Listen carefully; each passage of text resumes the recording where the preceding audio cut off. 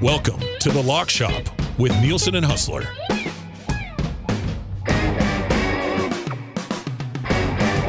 What is up, Lock Shoppers? Welcome to the Lock Shop presented by Play Alberta right here on Edmonton Sports Talk. Also presented by Play Alberta. Matty in for Dustin Nielsen on this Thursday as he is off to Calgary to call that. Well, he's not off. He's in Calgary to call Sens Flames tonight on TSN regional broadcast. So I, Matty am filling in for today for the final Lock Shop of the week. What do we got here from Jay? We got South Island Pies have brought us pies, and they just got dropped off. I just got the Wilkie pie, steak and cheese. Ooh, Wilkie. I like a good steak and cheese. Thank you, Jay. Go check out South Island Pies. I think they're on 124th. I drive by them every day. 124th and what is this, 107th? I think it is, something like that. I've seen, they used to do FC Edmonton games. They used to be there, if I'm not mistaken. Where was I until Jay interrupted me and sidetracked me? Oh, yeah, I'm in for Dusty. This is the last Lock Shop of the week. Tomorrow we will have this extended edition of the Oil Stream. As Huss is busy with Winnipeg Sports Talk, they've got trade coverage on WST. So if you're looking for Jets coverage or a little bit of different coverage from us, you could have WST going tomorrow. I think they have a 4-hour show happening tomorrow. We'll get Husses to tell us what's going on. And then we'll have an extended Oil Stream tomorrow from 11 until 1. Dusty, Hernan, Reed will be on to the final Lock Shop for the week. Dusty is calling an NHL game. He will be calling the Sens Flames game on TSN for the Ottawa Senators regional broadcast. So if you have the NHL, actually, I don't even know if you would be able to get that game if you had the center ice package or the NHL package, because we're in the Flames broadcast region. So unless you have the special ways of doing things, IPTV, it'll be hard to find it here, but there are ways to do it. IPTV. I'll just leave that there. Colton Parayko, he is not moving. He has decided to activate his no move clause, or keep that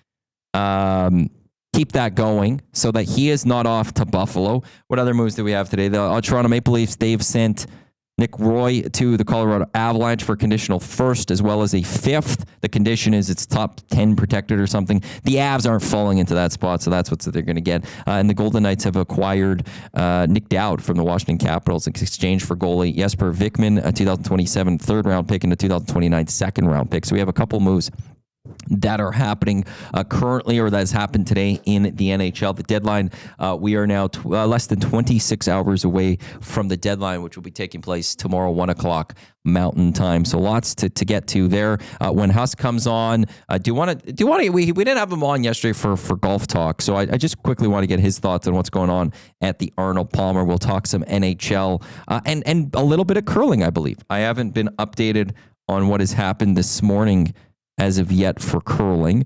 But we've got the Alberta rink, Kevin Cooey doing extremely well. The other Alberta rink, which is going to be Team Canada in Jacobs rink, they're 7-0. Cooey is 7-0. Later today, we got Dunstone versus McEwen, Manitoba versus Saskatchewan. When's that game happening? We got Jacobs Gushu coming up shortly here. And then it's later tonight. You got McEwen and Dunstone. So 2 big matchups back-to-back over at the Montana. It's Brier. So it'll be great to get Huss's thoughts on what's going on with the Brier. You're always welcome. Your thoughts, you could jump into the nasty chat, or you can get in touch with us in the inbox. 780-218-9999. Hernan, I don't want to get your thoughts on the Oilers moves because I'll let you hold on to EST afternoons for that. What'd you make of the Avs going out there and getting Nick Roy or Nick Waugh? I think it's Waugh. Nick Waugh from the Leafs. Good for them. They keep adding, and he's not going to hurt them. Pretty good offensive numbers. He's similar to Mangiapane this year, where it just wasn't a fit in Toronto, right? He's got really low numbers. I think he only has 5 or 6 goals. But Colorado, I mean, they added Kulak, a hell of a third pairing defenseman. They had a guy that's going to play in their bottom 6 that's going to help them. So, yeah, good for them. Intrigued. Parayko to decline, man. Like, That's crazy to me. Like, you can go to a playoff team, a younger team. But again, these guys, that's why they negotiate no movements, because they have full control. He might not believe that Buffalo is a long-term Sure. success, or he just doesn't like the idea of living in Buffalo. Or, yeah, and he doesn't want to move the family. Yeah. He is 32 years old. He's a little bit older. It's just crazy that I think it's the first time we've seen something like this, like publicly. Like, maybe it's been done behind closed doors before. We've heard in the past players have said they're not waiving. You know, Yeah. that the teams have gone up, asked, Tommy has, I don't know if it's picked, somebody reported on Hello Hockey this summer, Darnell Nurse was asked if he would waive, and he said no. Yeah. So we have had those moments before, but we've never had a trade is done. Here's the trade. We're waiting for a no move clause. That's why I found it so ridiculous that some media people out there were throwing out Oilers are making a big splash, and it involved Darnell Nurse. Like, for me, I look at it even more for Darnell Nurse than to Colton Parayko. Why would he leave? Like, we can make a list of why he wouldn't leave, Matty. Like, yes, he's playing bad right now, but his teammates, and maybe he doesn't see it that way. Maybe he's just like, yeah, we'll turn this around once the playoffs start. Like, that's why these no movements are trouble, man. I don't know why when you're overpaying for a lot of these players, you have to throw that in there. If I'm the GM, I'm like, Trent Frederick, I'm giving you an 8-year deal. You're not getting a no movement, buddy. Like, I'm giving you 8 years. But now they're screwed with him too. So, hey, Parayko, that's his It's his right. That's his right. Sucks for Buffalo. Well, now they have to go off to the next thing. I think Frank Saravalli is saying maybe it's Philly with Ristolainen, Sure. that maybe that's where it is. Didn't he start there? Ristolainen? I'd have to go look. Scott Ballwood, why tweet the trade out then? Well, these insiders get info. Yeah. Here's the thing. I wonder if I'll try to put some pieces together. These insiders, they get their info from all sorts of places. What if the St. Louis Blues were trying to put pressure on Colton Parayko to waive? Yeah. So get this trade out there. The agent would I don't think he'd want it out there because he doesn't want the player to move, or he wants the player to do what he wants. I could see the team trying to put a little bit of pressure on Colton Parayko by getting that out there. Like, because also part of this is, why are you making a trade without knowing whether or not he waived to that spot? Why work out all the details? Yeah. That to me is part of where the issue is. So maybe that the team leaked it to try to get, hey, we've got this done. Yeah, this and isn't the fans on. are in St. Louis are all happy because we're starting this rebuild, and then Parayko's going, well, no, I want to stay here. Yeah, this isn't on. Like, it's who knows where, because I think Drager was the first one to have it. He had it. And then even this, was it 2 weeks ago or this past weekend, where Elliot Friedman and a few other insiders said Henrique told the Oilers, no, I don't want to go anywhere. So potentially he was asked, and that's their right. But we also had Tyler Myers waive or not waive to go to Detroit. Yeah. That trade got out there, and all of a sudden we're hearing those things. And we had the Mackenzie Weegar deal done before he waived himself. Yeah. So it's been a little bit of an interesting of a trade deadline. Let's bring him in from Winnipeg Sports Talk. It is Hustler. We missed him on the show yesterday, but glad to have him here today. Huss, how are we doing out in Winnipeg? Well, slowly trying to get back to pulling myself off the DL, but too much going on not to jump into the lock shop today. Shout out to you for filling in yesterday as I try and get through this flu. Yeah, man. It's funny. I was just listening to you guys talking about this. And again, maybe I have a certain opinion on this topic because I happen to be from a market that is probably at the top of the teams that our players are listing on their modified no trades or no trades. But I feel for Buffalo that's having this great season, and they go and make a deal, and then they get nixed by this. And it is kind of funny being in Edmonton for a team that has been maybe the biggest culprit in just giving it full no move or no trades to every damn player they sign, which makes absolutely no sense. But this league, like, we and the media and the league make so much about this trade deadline, and it is so broken right now in the NHL. Like, when you compare it to all of the other leagues, and, they have guaranteed contracts. It's not like these guys are getting traded somewhere and they're not getting paid. I mean, there's guaranteed contracts. There's so much that they've negotiated. The fact that player movement has been hamstrung so much by all of these. It's really bad for the league, in my opinion. I mean, I guess it's great for the players, but really bad for the league. And I do wonder, Matt, if, moving forward, the NHL, now you'd have to grandfather every deal that has been signed. But could we get to a point or a place where every team is allowed 2 no moves or 3? And then at least, okay, your superstar players, Connor McDavid signs, okay, fine. Yeah. You sort of earned that. But it opens up realistic player movement for the rest of the league at a much greater level than is possible right now in the league. I guess the thing would be, as players and as a union, you're going to want as much control as you can. So, and then players, to one, they might say, we don't care about the movement. We don't care about trade deadline day. It doesn't bring us money. Either, those are the hardcore hockey fans. They're already watching. It doesn't matter to us. What are you going to give us for this? What is your concession as owners in the next CBA to make this work? What are you going to give us so that we'll change this? That would be the quick. To do that? Would they have to do that? I would think that would have to be. Would the league and the owners just say, "Hey, we're putting a rule in. You can only have anything that's signed." Okay. I would think that's collusion at that point.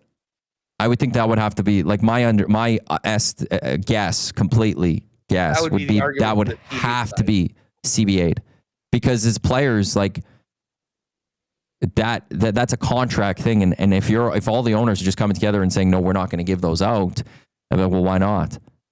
It's allowed. It's something that's in the CBA. So why are you only limited at 2? So I would think that there would be huge grievances from the NHLPA and Marty Walsh. So, but here's the problem. It's like Edmonton. You talk about Buffalo or Winnipeg being maybe at the top of a lot of those markets of where places people don't want to go. Edmonton, at the very least, used to be up there, and I still, they're not, I think, the most destined. McDavid, for sure. Yeah, they're not the most desirable destination. And for the Oilers overall, it's like that's to convince people to come to Edmonton. Part of it was, we'll just throw you the no move clause. We'll just throw you in the no trade clause. Here, just take it. This is the last thing. We'll give you term and we'll give you the trade protection, because that's all we have. We don't have the other stuff to maybe try to sell you to coming here.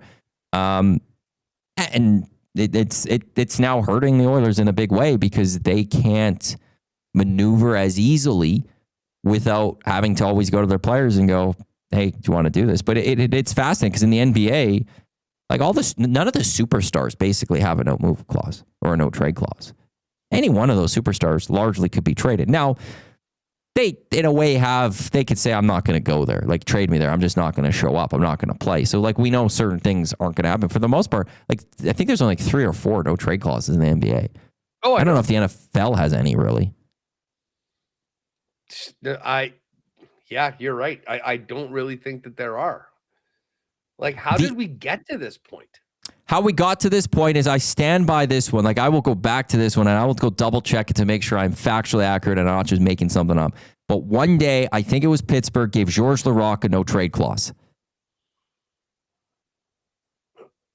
That to me is ground zero of all of this. If Georges Laraque back in 2008, whatever it is, 2010, I don't know what year it was again, got a no trade clause as a player, no disrespect to Georges Laraque, wonderful player, great in this community, wonderful Edmonton Oiler, loved him as a kid, all of that. But if he was getting the no trade clause, it opened up everyone else to be able to like, well, he got one, I want one. And the bar was dropped so low for what players can go get the no trade clause. I will quickly go look this up right now. I am certain he got one because I remember being like, why is he getting one? You know, I mean, I just look at this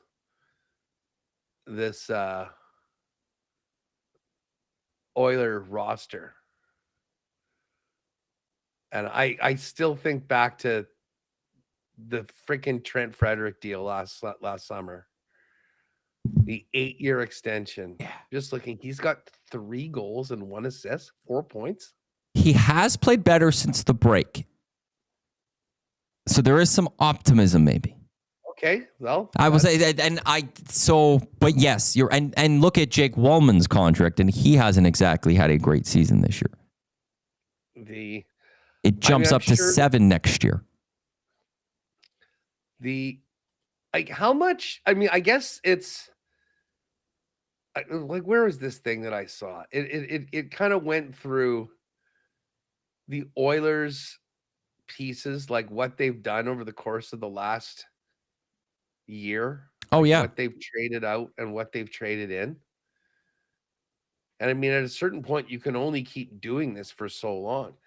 And I guess, and Dickinson's expiring deal at the end of this year. So this is like, what's been the Nasties review for that one? Are people in on this deal or?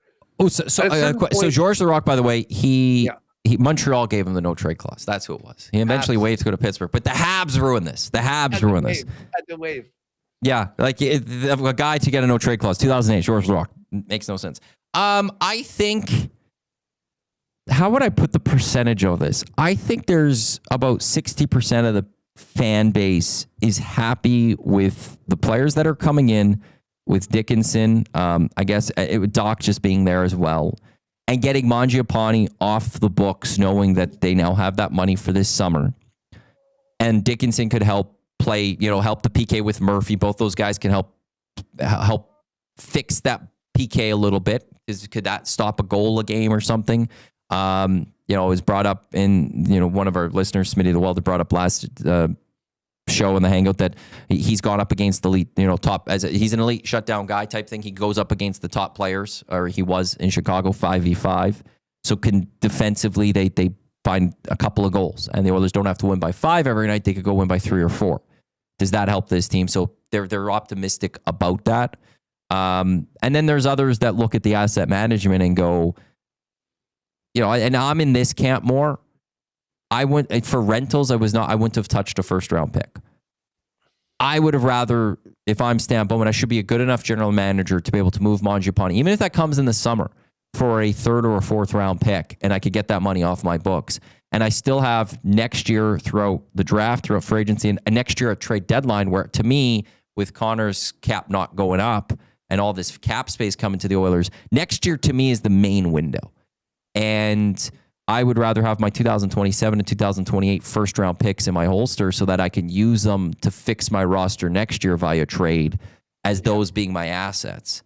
And I think the asset management of this is a little poorer. And it's Stan Bowman giving up more to fix his mistakes.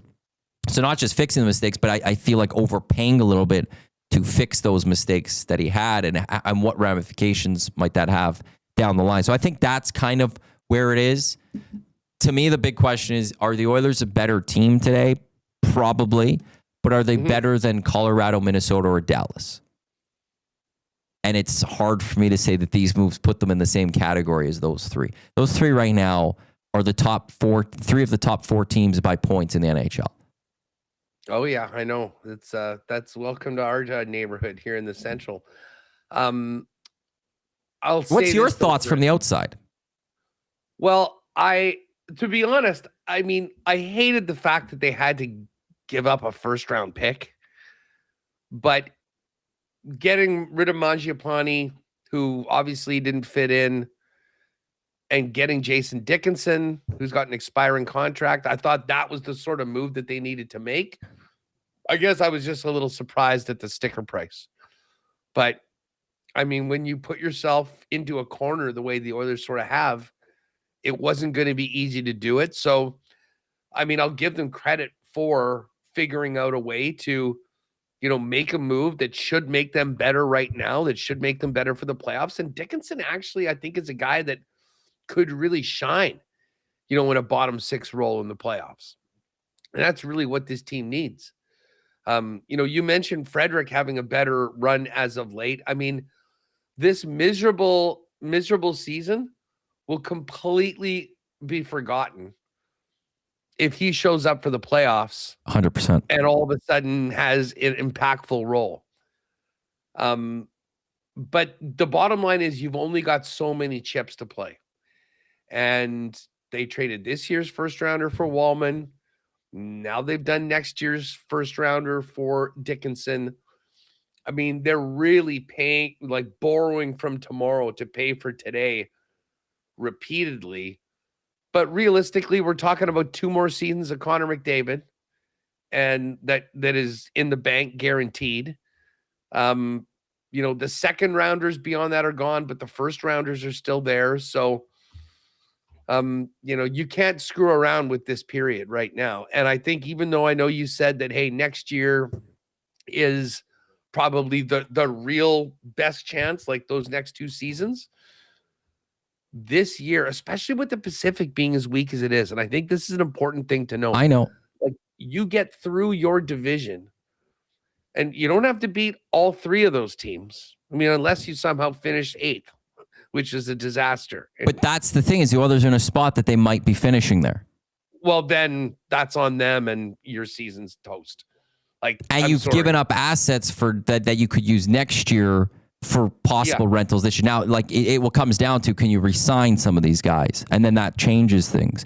But like I'm seeing, like Colorado, Oiler fans, they'd rather pay this price than what Colorado paid. But to me, they're different. Colorado's wins this year. That they're going in for this year.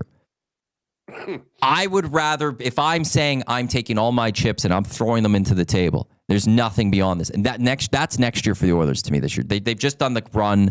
These players are going to be a little, they're tired. Like there does come a fatigue even just at some point with the amount of hockey these guys played. And hey, look, Connor McDavid didn't get a break in February like some of these other players in the NHL did. I see that's where I want that first next year. And if you were going to give up the first, I would rather have a player that I know is actually not on an expiring contract, but is under term for next year at a good price. And that's where, like, I see Colorado, they give a first, but they got a guy that's under 2 years under contract, but they're overpaying for now. They need to get it done this season. And that's where I see it as just being a little bit different. And I know it sounds awful to not go in it for this season with when you have Connor and Leon, and you only have 2 more years left after this with Connor. But I don't want to be sitting on air in the summer or at the trade deadline next year saying, I wish the Oilers could have done a little bit more to bolster this roster, but they can't because they made these moves for this year, when ultimately this team might not be good enough. Even with these moves, they might not be good enough. They're 17th in the NHL right now. And yeah, you're right. I understand the Pacific part of this. You take on the Ducks if you make the playoffs in the Pacific, possibly in the first round. There's a chance they might win the division over Vegas, though. You have the experience. You should be able to get past them. Vegas doesn't scare me at all. All of a sudden, you're in the conference final. You're 4 wins away from a Stanley Cup final. Hopefully, the Central beat up on each other. But man, those are some 4 really good teams. And if you're, let's say, use Colorado here, they might have had an easier first round, and they're taking on a little bit of a beaten up Stars Wild team. And are you better with these moves to go beat the Colorado Avalanche? I'm not sure. The one thing about the Avs, and I'm just pulling them up on Puckpedia right now, they're pretty much set for next year as well. Like, I mean, they just traded for Nick Roy. Yeah. I mean, he's on a $3 million deal for this year and next. Colton, Letkinen, Logan O'Connor. Well, O'Connor's kind of a more long-term deal, but those guys are all signed for next year as well. And then obviously at the top of their roster, McKinnon, Nelson, Landeskog, Marty Nakash, his extension kicks in next year. Valerie Nichushkin. I mean, they're all there. And then, of course, Cale Makar. Now, at the end of next season, they're going to have to give him a raise, and that raise is going to be astronomical. But Taves, Josh Manson, Malinsky, all there. And they'll probably move on from Kulak, or maybe they bring him back at a lesser number. Brent Burns is 40. I don't know how much time he's got left. And their goaltending is set. I mean, both of those goalies, Wedgwood and Blackwood, signed for next year, 5.25 and 2.5. So they've done a great job of setting themselves up to take their best shot this year. But, I mean, they'll be ready to go next season as well. Now, they have traded all their first 3 picks this year. They've traded their next year's first rounder, but they've got 2 second rounders. and then the two. So the arms race, like, okay, we've seen Colorado make a move. What are your thoughts on both Dallas and Minnesota on what they might do? I still think Minnesota makes a play and finds a way to get Vince Trocheck out of New York. Well, they've made some moves, Minnesota. Well, they made a bunch. I mean, yeah. So where's their cap space situation here? They still have like $11 million in cap space. They still have their first next year. They have a third and a fourth this year, third and a fourth next year. They don't have seconds. So I think if you're the Wild and Bill Guerin, there's moves to be had there. The Dallas Stars, Jim Nill's never afraid to make deals. He brings in Tyler Myers. But there's also, to me, at times, when you're that good, do you want to mess with the chemistry of your team? And this is a team that's won 10 straight, and they don't have Rantanen in the lineup right now. And I don't think the Hintz might not be in the lineup right now as well. No, Hintz is on IR. Yeah, so like you're rolling right now, and you still don't have two key players that could add to this lineup to grow more. Do you really want to go and fully possibly disrupt some chemistry with your team just because the other two teams are loading up? Or do you sit there and be like, that's fine. We're just as good as you still without those moves. We don't need those ones. Once Rantanen and Hintz are there, we're fine. But that arms race to the Central is where it's all at, because they all have to play each other through the first two rounds in a way, and it's wild to see. Yeah, what one of Dallas or Minnesota is going to be golfing in 10 days or 14 days after the playoffs start. Yeah. And again, that speaks to the unfairness of the playoff system, but it is what it is. Gary Bettman loves it, and it's not changing. What about Nazem Kadri? I was looking, does PA have any of those, you know how some of the books have those props on like what team will a guy be at on the 8th of March? No. So what's the favorite for Kadri?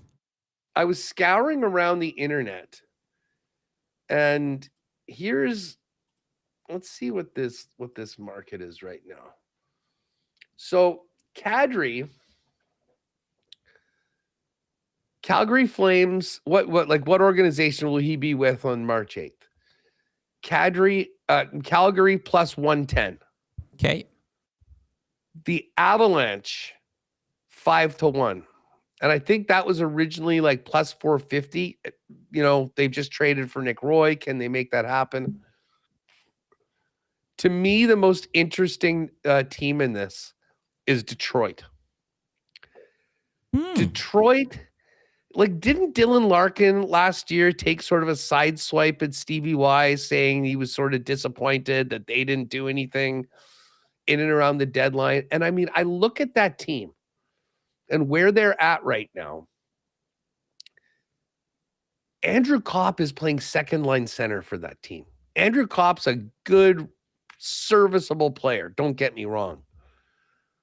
But I mean, I don't think he's a 2C on a team that's doing anything in the playoffs.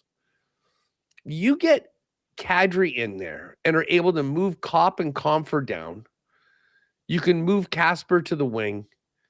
Or, have Finney, or Appleton move out. They're pretty set on defense, with the guys that they brought in. They probably would like to add somewhere, but I mean, all those picks, Seider, Edmondson, Sandin, Palika, they're sort of there right now. And your third pairing is Ben Sherratt and Bernard Docker, which is not bad. To me, Kadri to Detroit is a landing spot that makes a whole lot of sense. And I do think that, unlike last year, I think we might see a little bit more of an aggressive move from the wings. I mean, man, I just keep coming back to the East. Like, you've got Tampa and Carolina, two solid playoff teams.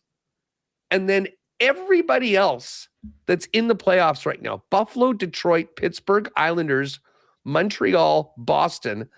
I think every one of those teams was plus money to make the playoffs at the start of the year.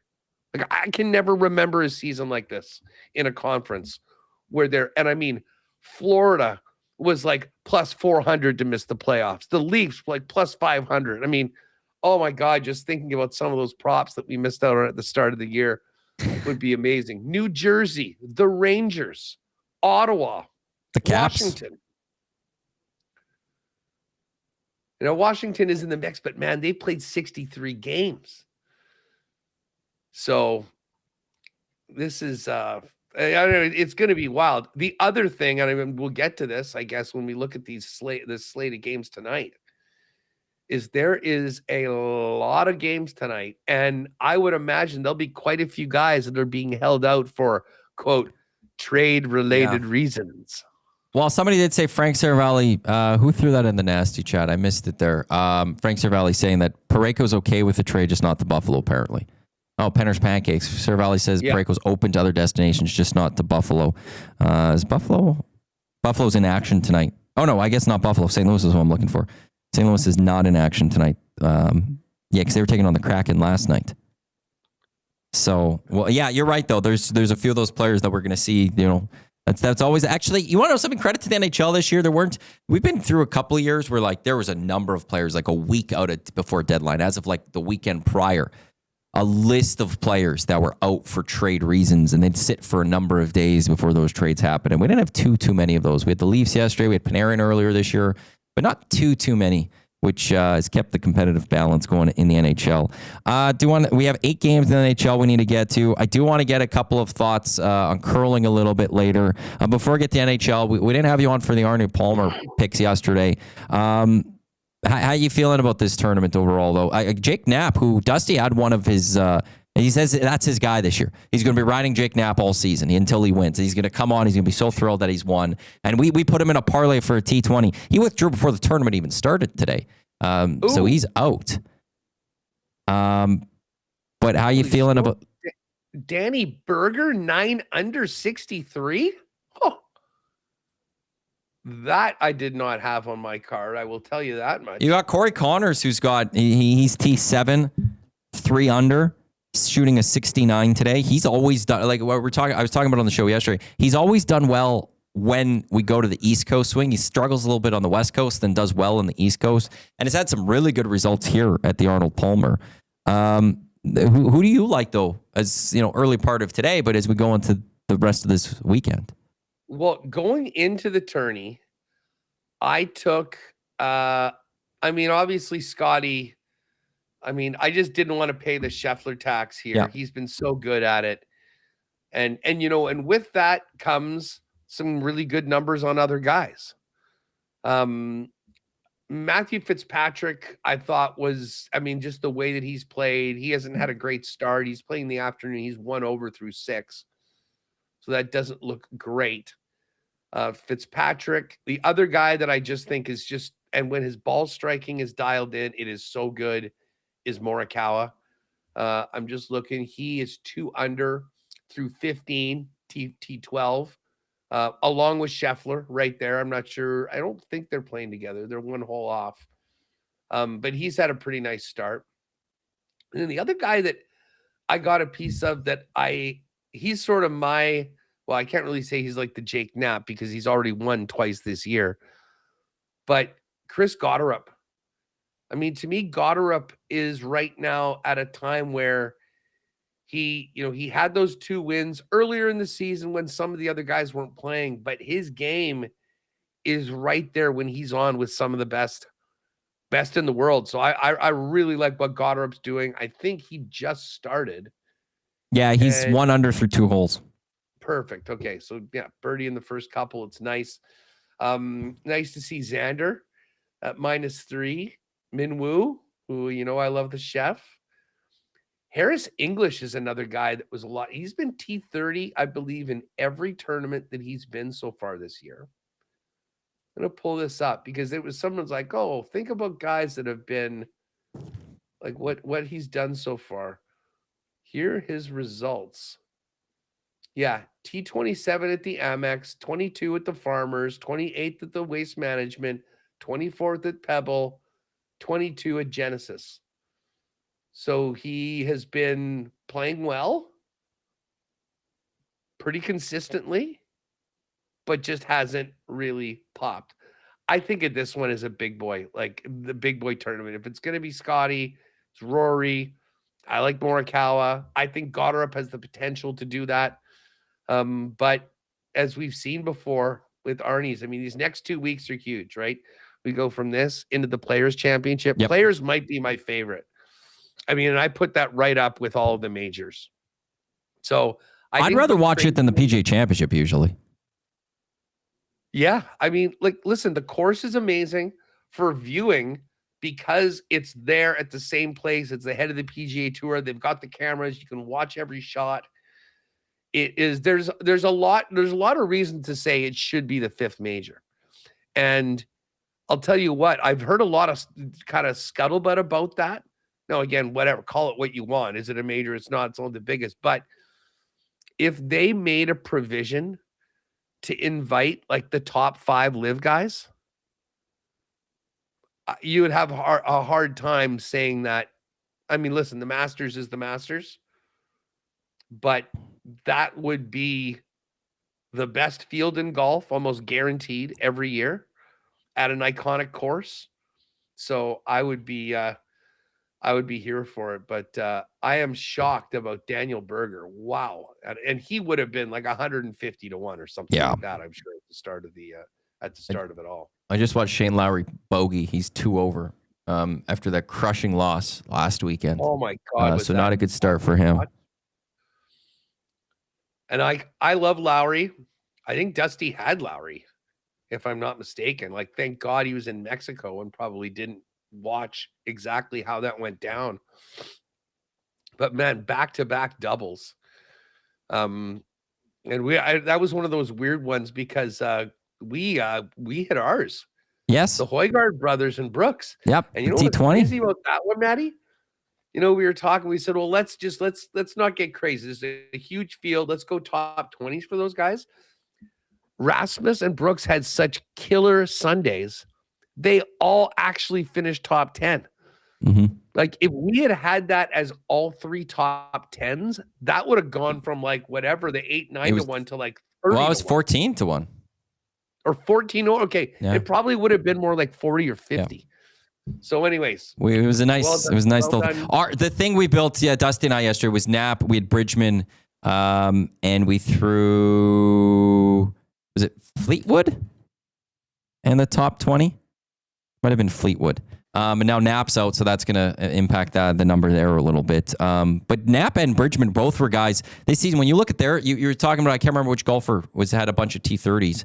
Harris English. Like Knapp has been like all T20s this season.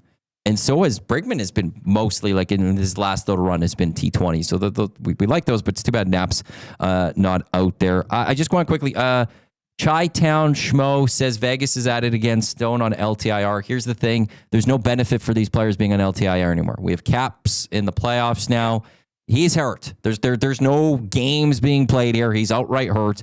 If they bring someone in, they still have to have a cap-compliant roster for every playoff game. So there is no shenanigans happening unless they have found something that we're not aware of yet in terms of loopholes. There is no they are at it again. We've got 8 games in the NHL Hustle. What stands out for you on the slate today, which includes the Lightning in Winnipeg taking on the Jets? Hey, by the way, I know I was off yesterday, but did anyone jump on the ticket that I played on the show on Tuesday? We were sitting here, we were trying to figure out our 3-gamer. And we like Columbus and we like Dallas. And I was making the case that one of our teams, the Jets and the Oilers, were both playing that night. The Jets it was like minus 157, but they were the biggest favorite on the board. And then the Oilers, and I said, you know what, Dusty, we won't do this, but I'm going to put both of these teams on with those. I'm going to do a 4-gamer and see how that turns out. See who screws it up. Well, the Jets scored with 30 seconds left to put it into OT and won. The Oilers came back with 2 in the third period and 1 in OT, and that one cashed at like 10 to 1. So I do wonder if anyone jumped on that one. It's been a nice week so far. But yeah, let's take a look at these games tonight. So we've got Columbus home to Florida, almost the pick 'em, very close, minus 115 to minus 102. Columbus, the favorite on the money line. Sabres in Pittsburgh, also very close. Sabres minus 114, Pens minus 104. Mammoth, the favorite out in Philly, taking on the Flyers. The Rangers are favorite home to the Leafs. Lightning are favorite in Winnipeg, taking on the Jets. Minus 103 for the Bruins. Preds are minus 114. Senators minus 175. They're the favorite out in Calgary. And then the Kings, they are the favorite home to the Islanders. Islanders falling to the Ducks last night. And the Islanders being a slight dogs in that one at plus 105. But yeah, anything stand out to you? Well, right off the bat, I did see some of that Anaheim Ducks or Anaheim Islander game last night. And Islanders got off to a nice start and then just didn't have much going on after that. That is a tough spot for them. I mean, there's not really a lot of travel, but man, like how safe are the Islanders right now? They are 75 points. I mean, listen, they're only tied. The good thing for them is they're 5 points clear of Columbus for third place in their division. So, I mean, the fact of the matter is that there's 5 Atlantic teams in the playoffs right now. So but Columbus is 2 games in hand. Yeah, absolutely. And that's why you'll see the CBJ odds. It's not just to catch Boston for the 8th wild card. It's also potentially to get into that 3rd spot in their division. I guess I have some. The Kings have just been so bad lately. I mean, they won that game. Listen, I'll be honest. I would have time for the Kings. I'm not sure whether that probably is better than some of the other ones. Well, I'm just thinking about it. So they won a game. They fired their coach. Yeah. And then they got Colorado. And they were down 2-0 early. They came back and they played actually pretty well the rest of that game. Colorado got one with like 5 minutes left in an empty netter. But they played like in DJ Smith's first game behind the bench. They were right there with the Avalanche. So that's maybe a good sign. Desperate time. Like you'd think getting a team like the Islanders on the second end of a back-to-back, like this is a must win for Los Angeles with where they're at right now. Columbus right off the bat. Now, listen, Columbus and Buffalo have been the 2 teams that we have been riding for the last month. Buffalo maybe even longer than that. Here's the thing with Florida right now, and I have to pull it into the league standings for the entire league. The Panthers right now, 10. So the Panthers are 9th from the bottom. If the Panthers finish in the bottom, if their pick is in the top 10, they get their pick. If it is 11th or worse, it goes to Chicago as part of the Seth Jones trade last year. So I think that this Panthers team is going to be, and this could be a night where they rest a few guys. I mean, AJ Greer's probably gone. I don't think they're going to have anyone that's going to be able to handle Bobrovsky's $10 million deal, to be honest, to get him in. But you've got a team that basically has no incentive to win. And if you've heard Matthew Tkachuk on his podcast, I mean, he's basically said as much. We're done. And a really hungry Columbus team. Now, on paper, obviously, you're probably taking Florida. But I do like this spot for Columbus, and I think the motivation levels are could not be further apart for those 2 teams. And then, Buffalo and Pittsburgh. Like, I can't give Pittsburgh enough credit for the way that they have hung in there post-Olympic break without Sid. Yeah. But, man, you look at what Buffalo has been doing. They've been winning games. They're 6th overall right now. It's such an awesome story. Do you think there's any play of we don't need Colton Parayko. We'll show. Do you think that plays at all? It could be in FU mode tonight. And if anything, hey, let's go out and have another big game and show the rest of these guys around the league that coming here to join the Sabres would not be a bad move. Their last 4 games coming out of the break, 2-1 win in New Jersey, 3-2 win in Florida, 6-2 win in Tampa, and a 3-2 home win against the Golden Knights. I know Pittsburgh's been playing well, but I still like Buffalo, and that one's relatively close to a pick 'em. You have any thoughts on this Boston-Nashville game? No. Like that's just one of those, like, they're both so similar. You've got the Bruins who are whole. Like, I don't have a lean either way. That's where that no comes from. Boston, they're fighting with that Columbus. They're trying to hold on to that last playoff spot, and Washington. And, Ottawa, you got to look, they've got Calgary tonight, and Calgary without Mackenzie Weegar, I would think Sens, if we're building a parlay, there is one to throw into there. And it's the game Dusty's going to be calling tonight. You got the Preds who are trying to stay right there and jump in. Like, as I'm looking at this, like, is this the moment where Boston? I don't want to say they're equal, but they're closer to each other. Does Boston find a way to snag a couple points that they desperately need? Whereas the Preds, maybe they're starting to look at, they've lost 3 straight. We're going to be falling out of the playoffs here. So maybe lean on a Boston, if I had to say there. And the other thing with Nashville is that this is like a really weird time for them. They've lost 5 of 6. You just mentioned 3 in a row. Stars, Red Wings, and Blue Jackets, all teams that are right there for the playoffs. They've beaten the Blackhawks, but that's it.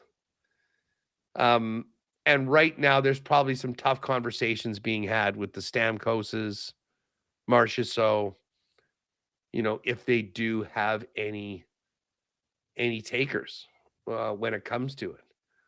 What's the latest on the Bruins? Well, they've been quite good. They beat the Pittsburgh Penguins 2-1, lost to Philly, beat Columbus. I still am surprised that Boston is where they are. Like, I don't think that they're that good, but mind you, Nashville hasn't been good for 2 years. So I think I'm with you on Boston. So, we can make this 4. We can keep it at 3. I've built a little thing here. So Blue Jackets money line, Sens money line, Sabres money line. That's plus 448. If I throw the Bruins in there, that's 991. Go big here. Sens, you mean Sens over Calgary? Yeah. Like, they're without Weegar. You've got the Sens team that they're trying to get, push themselves into that playoff. So they're going to be pissed off if the Oilers game where they blew that game, really controlled that game for 40 minutes, should have walked away with a victory. I do like the Sens in this one. I'm with you. Okay, I think we take the Kings out. They're no longer one of our options. So Blue Jackets, Sens, Sabres, Bruins. Do we go 4 or do we cut it to 3? I think we cut it to 3. I mean, if anyone wanted to just, throw a couple bucks on the 4-gamer, I think, go for it on your own. But as far as to post something with a boost. Do you feel more confident in Buffalo or Boston? Great question. What are the odds on those two? Buffalo's minus 114 and Boston's minus 101.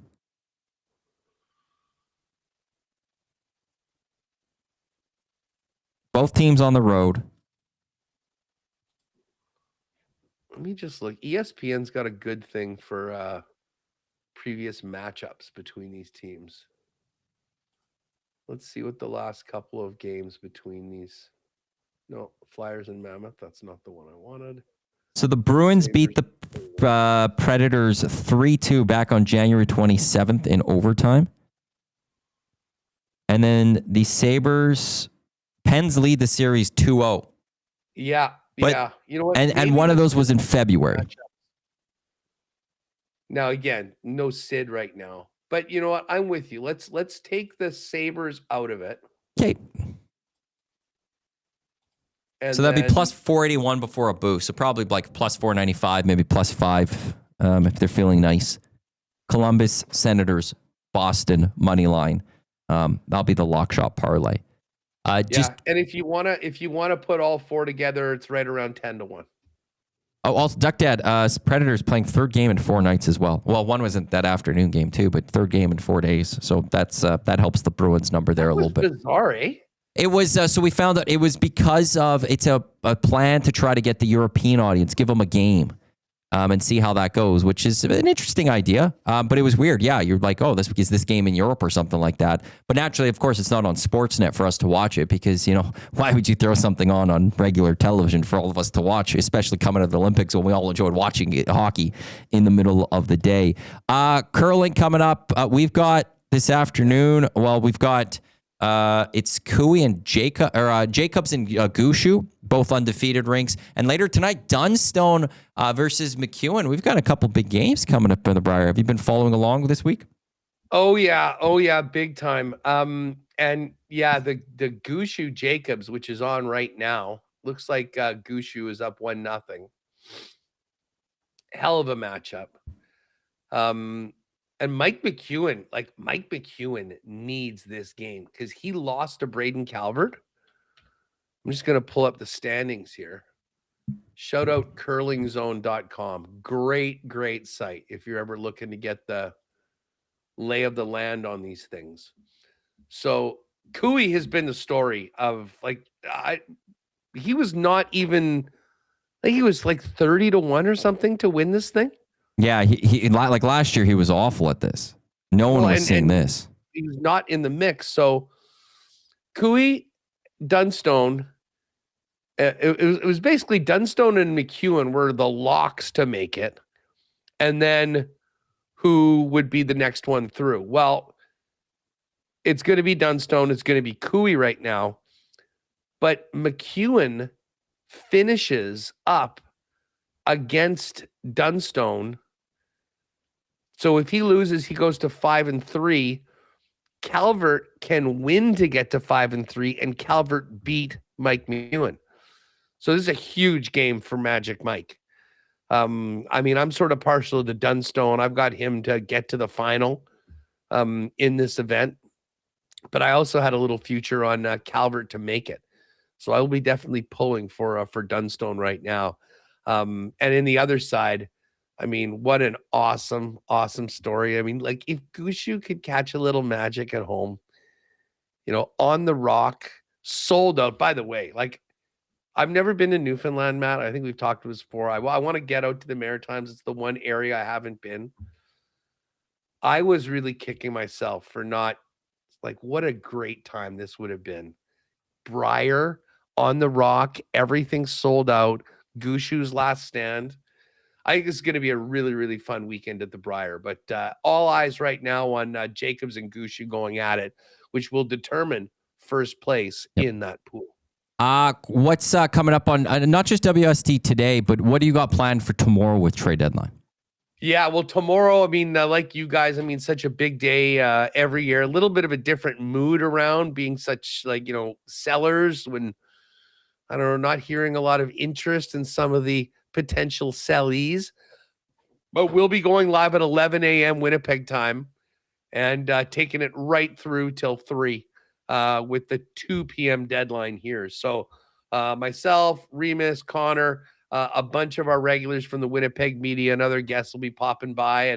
And, much like you guys will be focusing on the home team, but paying attention to all of the deals popping in and around the league. And then it's, you guys, listen, I have a feeling that as disappointing as parts of this Oilers season have been, this team's going to be better in the final 20 games and be ready to go come playoffs. We're on the verge of just apathy around here right now, which is the worst.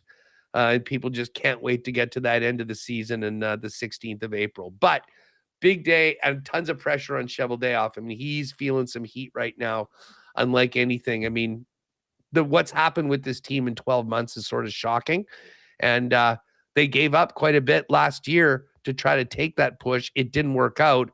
And now it's the other side of the coin. What can you bring back in a lost season to make things better? So that'll dominate the conversation today on the show and the big 4-hour one tomorrow. I appreciate it, Huss. Enjoy that. We'll chat with you next week. You too, Matty. All the best, pal. Thanks. There's Huss. Check him out, Winnipeg Sports Talk. Tommy on Winnipeg Sports Talk later today.